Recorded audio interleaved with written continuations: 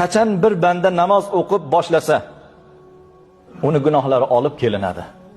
Namozga kirdingiz, Allohu akbar deb quloqni qoqib, qo'lni bog'ladingiz. Gunohlaringiz olib keladi. Sizni yuqoringizga olib keladi. Xuddi bulutga o'xshab, sizni boshingiz yuqorisiga olib keladi gunohlar. Faju'alat ala ra'si. Keyin bu sajda qiladi. Sajda qilgan paytlarida gunohlar uning boshlariga qo'yiladi dedi. Va atiqi, va uning bo'yinlariga qo'yiladi dedi.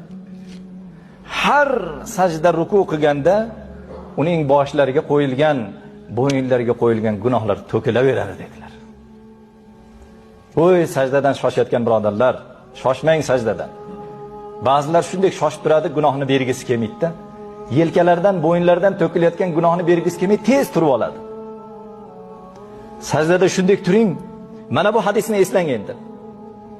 Sizni bo'yningizdan, yelkangizdan gunohlar to'kilar ekan.